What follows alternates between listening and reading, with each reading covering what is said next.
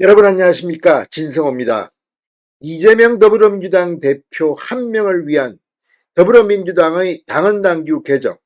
자, 이런 비판을 듣고 있는 민주당의 당헌당규 개정안이 방금 전 더불어민주당 최고위원회의에서 의결됐습니다.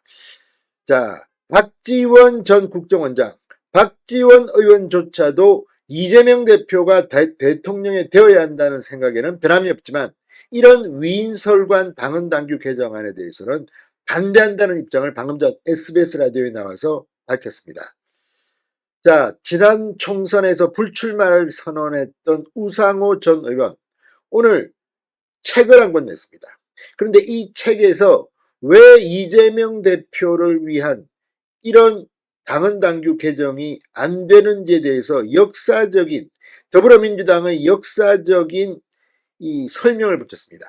그리고 지난 이 대통령 선거 경선, 민주당 내의 대선 후보 경선에서 이낙연 당시 전 대표에 대해서도, 그리고 이재명 대표가 대선 후보가 된 뒤 낙선하고 당대표에 출마했을 때도 우상호 전 의원은 말렸다고 했습니다. 왜 그랬을까요?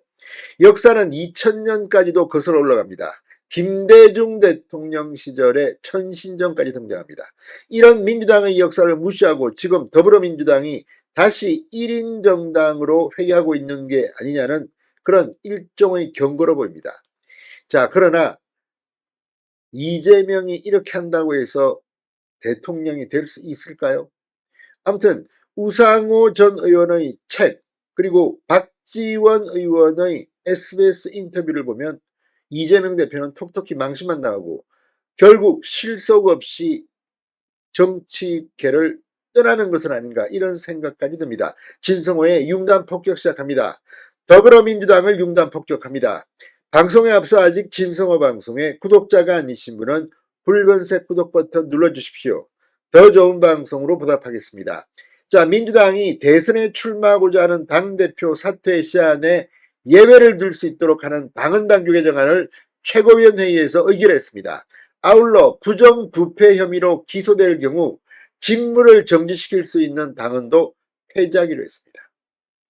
특정인을 위한, 이재명을 위한 개정안이 아니냐, 이런 의심을 받고 있고, 일부 언론을 포함해서 이렇게 대대적으로 비판해왔습니다만, 이재명의 사정화가 완성됐음을 최고위는 자인한 걸까요? 사실상 자폭으로 볼 수 있다는 생각이 듭니다. 이화영 전 경기도부지사가 1심 재판에서 징역 9년 6개월형을 선고받았습니다. 이재명 대표도 이번 주 내에 기소될 전망입니다. 그러자 민주당이 전방위 방어에 나선 모양새다.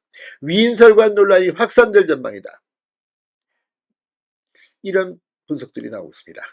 자, 이해식석 대변인, 방금 전 최고위원회가 끝난 뒤 기자들에게 당대표와 최고위원의 대선 출마 시 사퇴 시한을 대통령 선거일 전 1년까지로 규정한 기존의 당헌 25조 2항의 조항은 그대로 두되 특별하고 상당한 사유가 있을 때는 당무위원회 의결로 시한을 달리할 수 있도록 하는 당헌당규 개정안이 최고위에서 통과됐다고 전했습니다.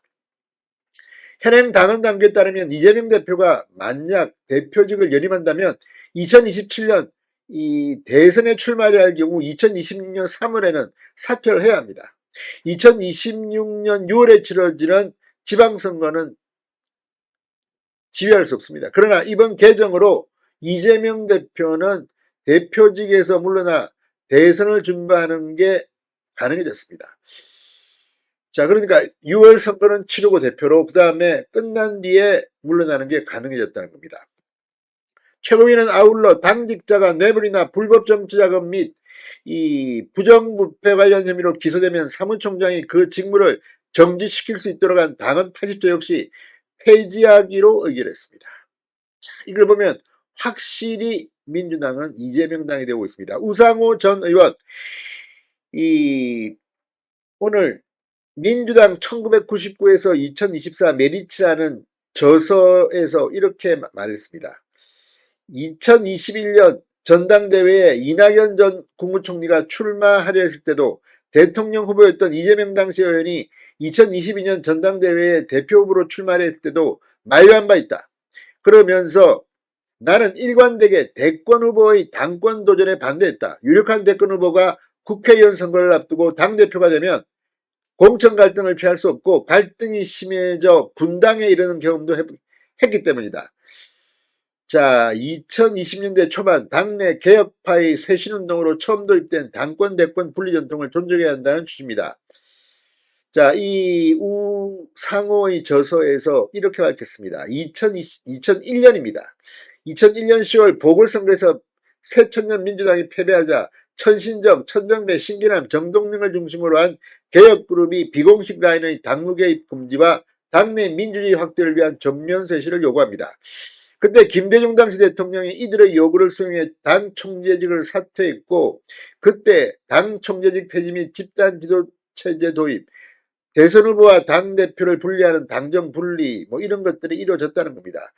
이 전통을 지금 이재명이 깨려 한다는 것이 우상호의 비판입니다.